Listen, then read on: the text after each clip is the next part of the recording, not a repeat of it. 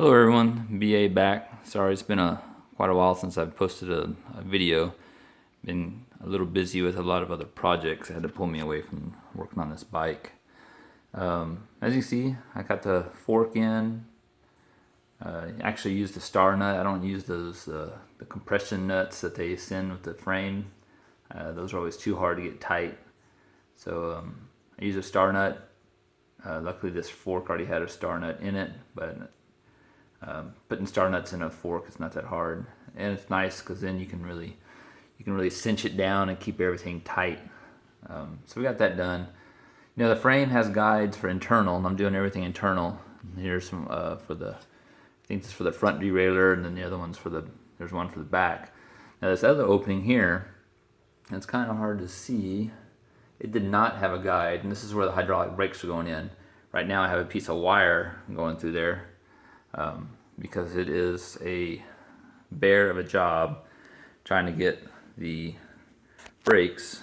So I've got my rear brakes back here, and it comes in to this opening here. So going down through here, it's very easy. And let me swing up under here if I can get in. So you can see there's they have a guard that you have to take off. So I take that cover off and it comes out. Now, getting it back up into, let me pull back in here and guiding it through has been quite difficult. Now, using a wire, oh, and I got the focus, got the bottom bracket in. It was easy to do, so I just did that real quick. That's just some grease that comes with that XTR bottom bracket. But running the cable through this long section is kind of difficult. You get the focus. You really just have to kind of luck out and get through the holes.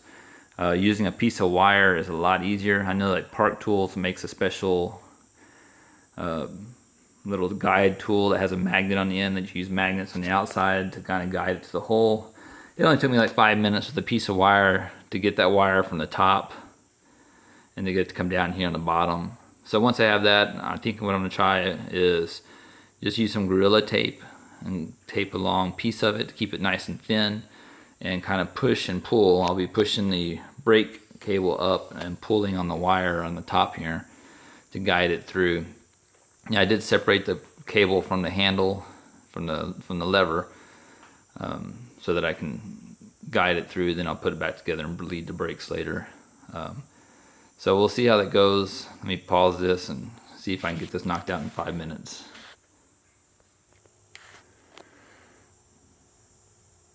Ta-da! Through the magic of editing. This is done for y'all like in 1 second. For me, like 10 minutes. So we got it all in. And see if we can... There it is. Through there. And out the top. Now let's see if we can get this.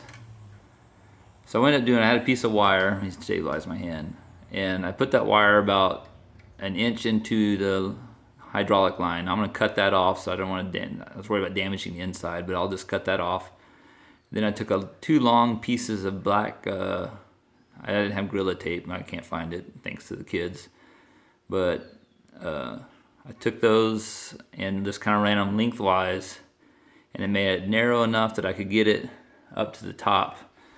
Now, when it got here, when the cable got to about right here inside, that took about 3 minutes of really pushing and pulling very gently, not to pull the wire out, and to get it to pass through this. If you look at this hole, it's almost perfect size of the cable, so you don't have much room to play. You put a little tape on the end of it and it's pretty thick. So I've seen in other videos where people take a Dremel, make it larger. Really, I mean, 5 minutes of me, 3 or 4 minutes probably, of just kind of pushing and pulling, I was able to get it to feed through. The other ones I think will be a lot easier. The guides are in place.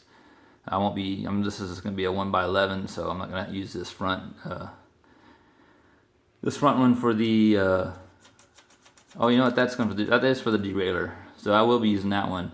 I won't be using the one on the other side for the front front derailleur because this will be a 1x11. So there you go. There's internal brake routing. It's going to keep this nice and clean. So we'll get the other cables run here whenever I get some more time and get stuff put together and get it bled, and we'll go from there. I am going to run like I think about a 140 or 160, let's see, 140 in the back and then a 180 caliper on the front. 180 on the back really starts to stick out and just get more opportunity to get it bent on a rock or whatnot. All right, well, thanks for looking. Thanks for watching. And I'll try to keep you all updated. Hopefully I'll find some more time in the near future to get this thing knocked out. I know we have a race coming up on Labor Day weekend, so I know that she's going to be wanting to ride this bike. All right, until then, happy trails. Keep riding. B8 out.